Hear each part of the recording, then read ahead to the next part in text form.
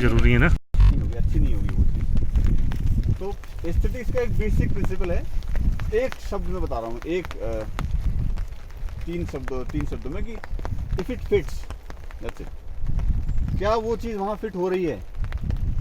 अगर मेरे किसी में पेंटिंग बना रहा हूँ और कमरे की पेंटिंग बना रहा हूँ और कमरे में एक मेज पे एक गुलदस्ता रखा हुआ है, तो क्या वो अच्छा लग रहा है? हो सकता है वो पेंटिंग उस गुलदस्ते की वजह से ख़राब हो जाए या सिर्फ उस गुलदस्ते की वजह से बहुत अच्छी बन जाए। तो जो चीज़ जहाँ है वो वहाँ पर जचनी चाहिए। It should fit where it is. ये एस्थेटिक्स का पहला सिद्धांत है। और अगर आप लोग फोटोग्राफी वगैरह करते हैं प्रोफेशनली, मेरे पास तो खाली कैमरा है, क्योंकि मेरे तो हम लोग ये वेबसाइट वगैरह चलाते हैं तो हमें तो चीज़ें रिकॉर्ड करनी पड़ती है। मैं इसकी डिटेल्स नहीं जानता, लेकिन आर्ट में ये है कि फोटोग्राफी के आर्ट में एक बहुत बड़ी राइटर हुई सुजन सोंटाग, आप नाम लिख लीजिए। सुजन सोंटाग की किताब है ऑन फोटोग्राफी, 100 पन्ने किताब है। और मेरे ख्याल से किसी भी आर्टिस्ट द्वारा फोटोग्राफी में लिखी ऐसी किताब नहीं है कि फोटोग्राफी क्या करती है, व्हाट इट डज, वो बताती है आपको। और उसके अलावा एक बहुत बड़ा फोटोग्राफर था रॉबर्ट कापा, आपने शायद नाम सुनाओ ना सुनाओ, फादर ऑफ मॉडर्न फोटोग्राफी कहते हैं उसको, रॉबर्ट कापा। रॉबर्ट कापा एक शब्द बोलता था, द डिसाइसिव मोमेंट, कि क्लिक करने का मोमेंट क्या होगा, निर्णायक पल, द डिसाइसिव मोमेंट कहता था उसको रॉबर्ट कापा। तो ये 2-3 चीज़ें अगर आप समझ, क्योंकि फोटोग्राफी बड़ा जो कला है वो स्पॉन्टेनियस कला और टाइमिंग की कला है। तो हो सकता है एक क्लिक, एक सेकंड के 10वें हिस्से में वो कुछ का कुछ बन जाए, 1000वें सेकंड कुछ का कुछ। तो you have to know how to capture that decisive moment. और ये 2-3 चीज़ें बेसिकली हैं, डिसाइसिव मोमेंट को कैप्चर करना और एस्थेटिक्स का जो बेसिक प्रिंसिपल कि इट शुड फिट। जो चीज़ जहाँ हो रही है क्या वो वहाँ अच्छी लग रही है। जैसे अगर आप बगीचे में बैठे हैं, चाय पीना चाहते हैं अपने, तो वहाँ सोफ़ा नहीं रखा जाएगा, वहाँ गार्डन चेयर रखी जाएगी। बगीचे में सोफ़ा रखे, अगर आप बहुत अमीर आदमी हैं तो आप सोफ़े से कि भाई मैं बाकी गरीब आदमी के यहाँ तो वो रखी है, कुर्सी बेच के रखी है, तो मैं तो सोफ़े में बैठूंगा, तो वो पैसा खर्च करने के बावजूद वो बहुत ख़राब लगेगा। ये बात मैंने इसलिए कही कि कई बार लोग कहते हैं मेरे पास तो 10 लाख का कैमरा है।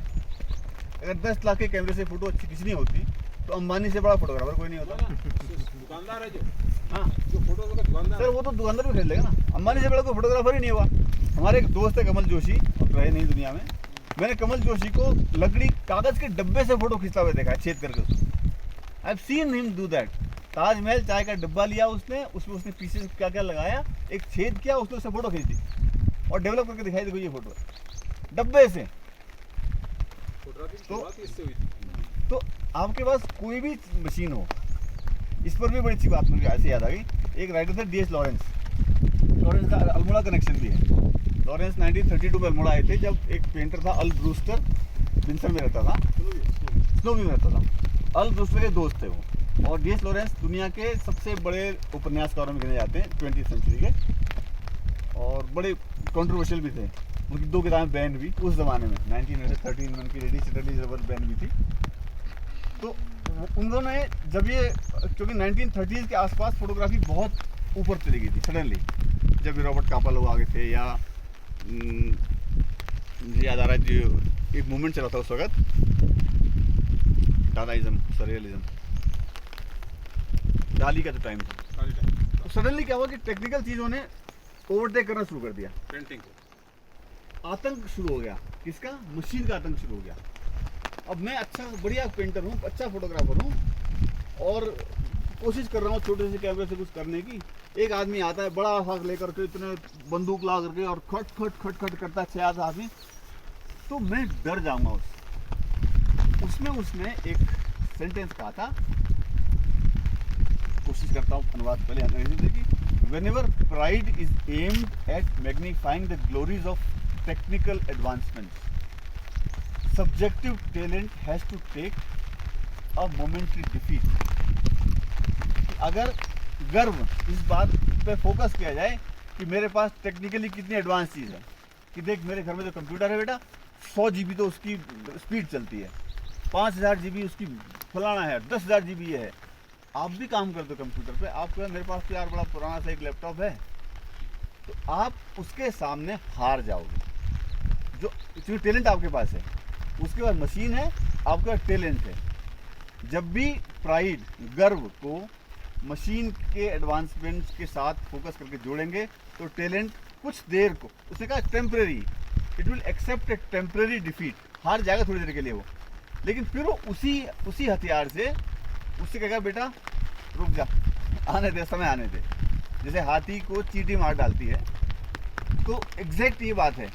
ये आज के ज़माने में आप कितना बड़ा कैमरा खरीद सकते हो, उसकी तो कोई सीमा ही नहीं है ना। जहाँ 50-50 लाख के लेंस आते हैं, तो वहाँ भी क्या, इससे क्या कर लेंगे हम, कुछ होना तो है नहीं इससे। तो उसके लिए फिर अब मैं रूस की कहावत लेके आ रहा हूँ। रूस में एक देश होता है दागिस्तान, नाम शायद ना सुना आपने, बहुत छोटा सा देश है, ऐसी पहाड़ जैसा कंट्री है। कुल वहाँ की आबादी है 3.25 लाख। एक भाषा बोलते हैं वहाँ अवार, AVAR, अवार भाषा, और अवार लोग कहलाते हैं। उस भाषा ने 2 बहुत बड़े महाकवि दिए दुनिया को, एक थे हमजाद रसूल और एक उनके बेटे रसूल हमजाद तोप। तो रसूल हमजाद तोप ने अपनी एक बड़ी शानदार किताब में लिखा है, वो कलाकार के लिए सबसे बड़ा लेसन है, मुझे विषय मत दो, मुझे आँख दो। तो अगर आँख होगी और छोटा मोटा भी कोई इंस्ट्रूमेंट होगा तो आप कला रख सकते हो। आँख नहीं होगी, इतना बड़ा कैमरा होगा तो आप कूड़ा लेकर आओगे। जैसे मेरे एक मित्र हल्द्वानी में, उनका एग्जांपल दे रहा हूँ आपको, बहुत बड़ी आदमी है, तो वो भी कहीं से लाए हैं बहुत बड़ा कैमरा है, उनके फार्म हाउस है, तो वो भैंसों की फोटो खींच के लाए हैं उस कैमरा से अपनी। ऑनेस्टली वो भैंसों के क्लोजअप लाए हैं, बड़े प्रिंट आउट बना के कि देखो ये मेरी फोटोग्राफी है। तो बड़ा महंगा कैमरा उनके पास है, 5-7 लाख कैमरे लेकर आए। तो मतलब जो बेसिक्स किसी भी कला के होते हैं, कलाकार कभी अमीर नहीं हुए आज तक, कभी अमीर नहीं हुए। उन्होंने सबसे कम संसाधनों से काम किया है, minimum possible. Vincent Van Gogh का नाम सुना किसी ने आपने? एनीबडी? आपने सुना है? आपने सुना नाम? नहीं सुना, पता है। विंसेंट वैन गॉग मेरे ख्याल से मानव इतिहास का सबसे बड़ा पेंटर था, probably the most innovative and greatest painter. उसने कुल 10 साल पेंटिंग की और 38 की एज में मर गया। उसके जीते जी एक पेंटिंग नहीं बिकी उसकी, लेकिन उसने मतलब दुनिया भर की पेंटिंग करने वालों के तरीके और सोच को बदल दिया। अब मैं डोली डाना में विंसेंट वैन गॉग का नाम ले रहा हूँ, जिसको मरे हुए 120-40 साल हो गया है।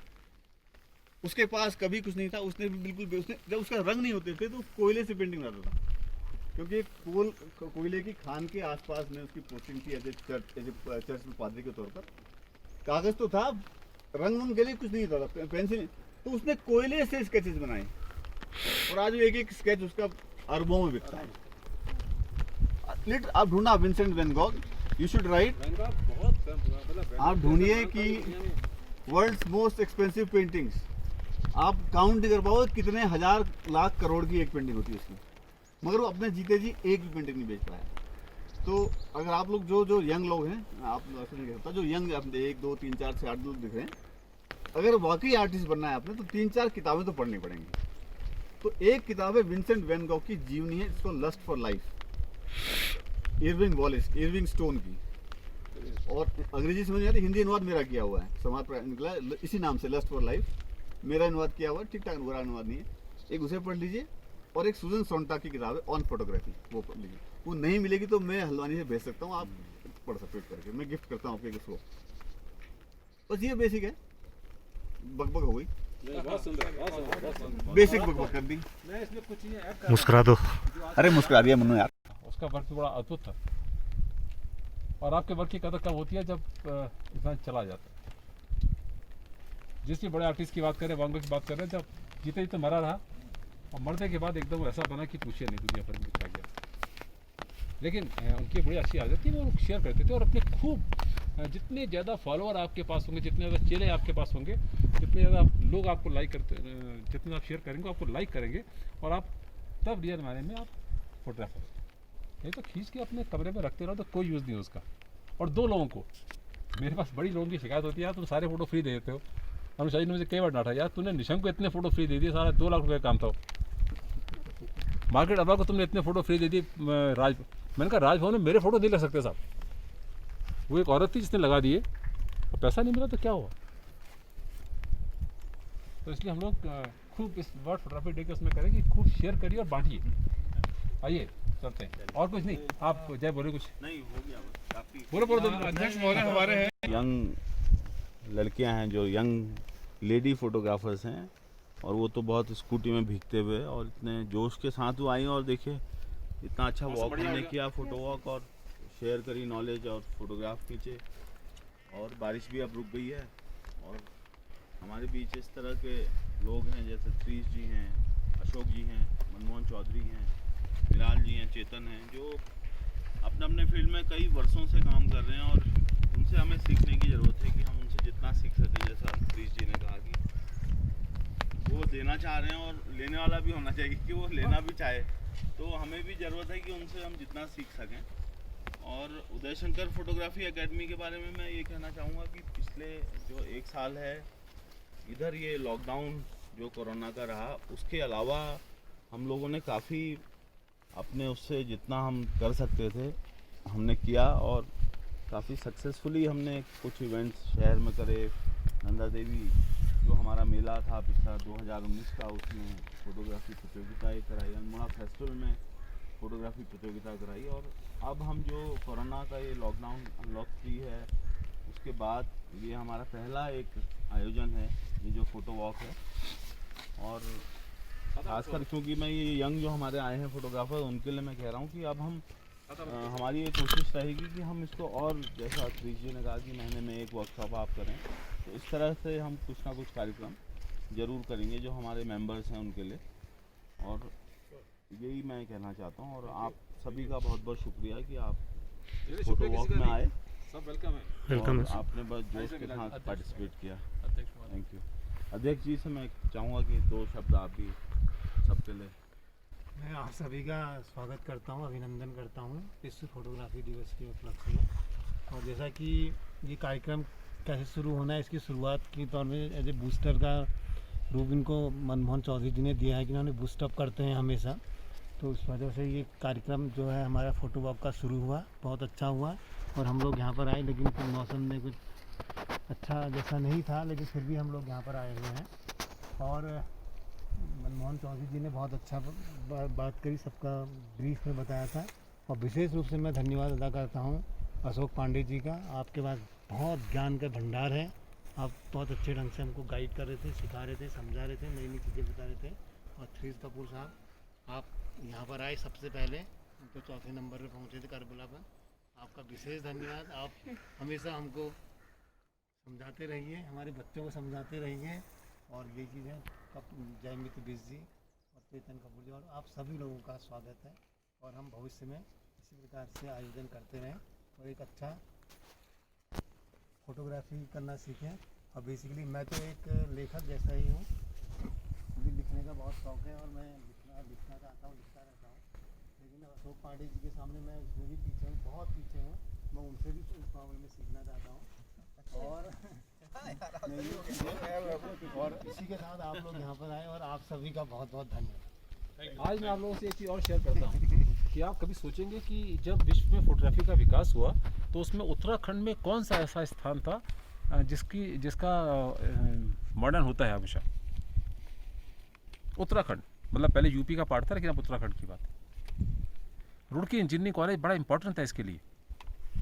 जब हम फोटोग्राफी के डेवलपमेंट की बात करते हैं तो रुड़की में, उत्तराखंड में रुड़की बड़ा सेक्टर था। बाद में लखनऊ साथ में जुड़ा उसके। तो आप ये नहीं कह सकते कि ये किसी बड़ी जगह पे फोटोग्राफी आएगी। जैसे इंडिया की बात करें, विश्व की बात करें तो हम उसकी बात कर सकते हैं। कलकत्ता में बड़ा अच्छा था, बॉम्बे PSI की बात कर सकते हैं। लेकिन इंडिया में रुड़की जैसे जगह पर, लखनऊ जैसी जगह पर लोगों ने काम किया। और अल्मोड़ा अपने आप में कलाकारों की नगरी रही है, तो इसमें बहुत अच्छे अच्छे लोग यहाँ आते रहे और उन्हें खूब अच्छा काम किया है हमेशा। तो इसलिए आप ये मत समझिए कि आप अल्मोड़े में तो नहीं कर सकते।